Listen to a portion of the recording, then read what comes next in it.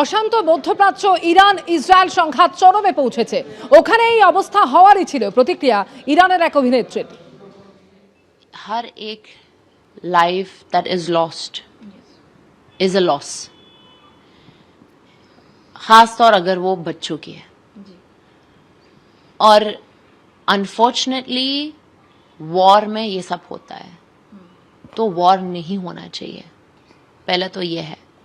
पर वॉर कैसे हो गया ये भी देखना चाहिए कि एक रजीम है जो 47 ईयर्स से डेथ टू अमेरिका बोलता है, 47 ईयर्स से डेथ टू इजराइल बोलता है, चुपके न्यूक्लियर बॉम्ब बना रहा है जो बहुत ही डेंजरस हो सकता है अमेरिका, इजराइल और बाकी दुनिया के लिए।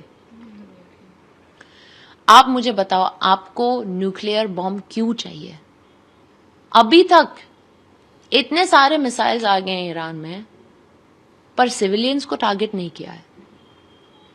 तो इरानियंस उनका सेफ्टी, जितना सेफ वो अभी फील हो रहे हैं ना, वो जनवरी में इतना सेफ नहीं फील हो रहे थे अपने ही रेजिम के साथ। হুমায়ুন কবিরকে অমিত শাহের মন্ত্রকের সুরক্ষা, তৃণমূলের সাসপেন্ডেড বিধায়ককে এবার কেন্দ্রীয় নিরাপত্তা দেওয়া হলো। কেন্দ্রীয় নিরাপত্তা পেলেন ভরতপুরের হুমায়ুন কবির এবং স্বরাষ্ট্র মন্ত্রকের Y+ ক্যাটাগরির সুরক্ষা দেওয়া হলো তাকে। আরো বিস্তারিত জানবো আমাদের প্রতিনিধি পার্থপ্রতিম ঘোষ আমাদের সঙ্গে রয়েছেন টেলিফোন লাইনে। পার্থ, দেখো, আজকে কিন্তু হুমায়ুন কবির, যিনি তৃণমূলের তরফ থেকে সাসপেন্ড হয়েছিলেন এবং ভরতপুরের বিধায়ক, তিনি কেন্দ্রীয় স্বরাষ্ট্র মন্ত্রকের কাছে আবেদন জানিয়েছিলেন। সেই আবেদনের পরিপ্রেক্ষিতে তিনি আজকে Y+ নিরাপত্তা, সেই নিরাপত্তা পেলেন।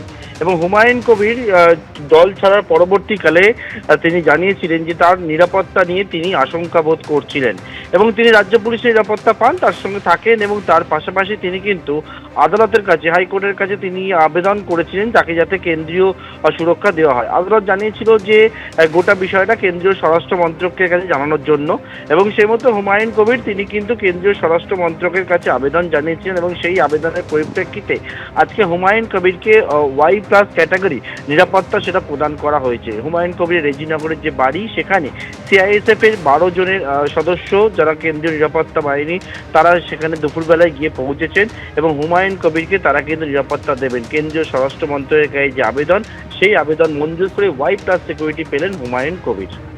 দেবস্মিতা,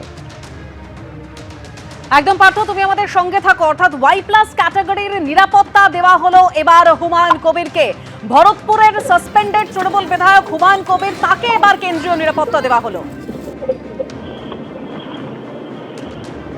একদিকে যখন হুমায়ুন কবিরকে কেন্দ্রীয় নিরাপত্তা দিল অমিত শাহর মন্ত্র, ঠিক অন্যদিকে হুমায়ুন কবিরের যে পার্টি, অর্থাৎ দল, নতুন দল আমজনতা উন্নয়ন পার্টি, তার রেজিস্ট্রেশন মঞ্জুর হলো। আমজনতা উন্নয়ন পার্টি রেজিস্ট্রেশন মঞ্জুর হলো ভোটের আগে। এই পার্টি রেজিস্ট্রেশন মঞ্জুর হলো। নতুন রাজনৈতিক দল হিসাবে এবার বিজ্ঞাপন দিতে হবে হুমায়ুন কবিরকে। অন্য কারুর যদি আপত্তি না থাকে তাহলে রাজনৈতিক দল হিসাবে স্বীকৃতি পাবে আমজনতা উন্নয়ন পার্টি এবং তারপর প্রতীকের জন্য করা যাবে আবেদন, এমনটা কমিশন সূত্রে খবর। আপনারা জানেন যে প্রথমে নাম ছিল জনতা উন্নয়ন পার্টি, তারপর হুমায়ুন কবিরের নতুন গঠিত দলের নাম পরিবর্তন হয়ে হয় আমজনতা উন্নয়ন পার্টি। আমি আরো বিস্তারিত জানবো, কথা বলবো আমাদের প্রতিনিধি রুমা পালের সঙ্গে। রুমা, রেজিস্ট্রেশন মঞ্জুর হলো, এর পরের পরবর্তী ধাপগুলো কি রয়েছে নির্বাচনে প্রতিদ্বন্দ্বিতা করার জন্য? দেখো, জানি রাখি, রেজিস্ট্রেশন মঞ্জুর হলো এবং তার সঙ্গে সঙ্গে নাম বদল হলো, আম জনতা উন্নয়ন পার্টি হলো। কারণ জনতা উন্নয়ন পার্টি, JUP, এই নামে কিন্তু আরো একটি রাজনৈতিক দলকে স্বীকৃতি দেওয়া হয়েছে ইতিমধ্যেই, সেই কারণে কিন্তু তার নাম বদল হয়েছে আম জনতা উন্নয়ন পার্টি।